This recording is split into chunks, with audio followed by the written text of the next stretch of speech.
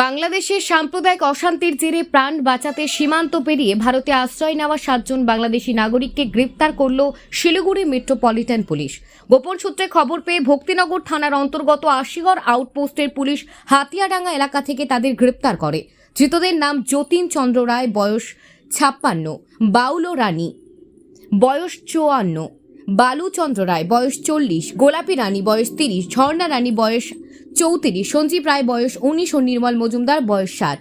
পুলিশের সূত্রে অনুযায়ী এদের সঙ্গে আরও 3 জন নাবালক ছিল যারা পরিবার সহ সীমান্ত পার হয়ে ভারতে প্রবেশ করেছিল। জানা গেছে প্রায় 2 মাস আগে উত্তর দিনাজপুর জেলার ইসলামপুরের হরিদ্বারপুর সীমান্ত পেরিয়ে তারা ভারতে প্রবেশ করে। এদের সকলেই বাংলাদেশের পশ্চিম ফতেপুর এলাকার বাসিন্দা এবং দেশে চলা সাম্প্রদায়িক হিংসার কারণে প্রিয়জনদের নিরাপত্তা নিশ্চিত করতে এদেশে পালিয়ে আসে।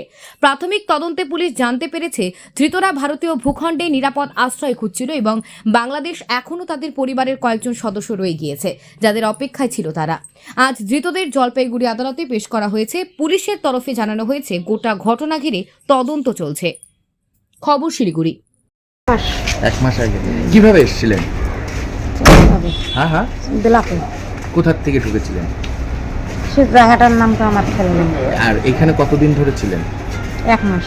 1 মাস ধরে। ওর কাগজপত্র বা কিছু তৈরি করেছিলেন এখানে? না, কাগজপত্র তৈরি না। বাংলাদেশে কোথায় ছিলেন?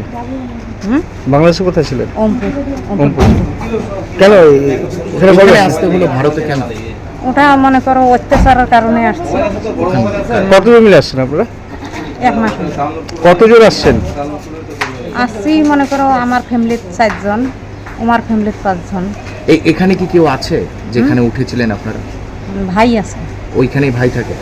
উনিও কি বাংলাদেশ থেকে এসেছিল? হ্যাঁ, কবে আসছিল? ভাই মনে করো 18 বছরের নাগানো আছে। তারপরে এখানে সে কাগজ তৈরি করেছিল? হ্যাঁ, আমার সব কিছু হয়ে গেছে। আপনার নাম? ঝর্ণা।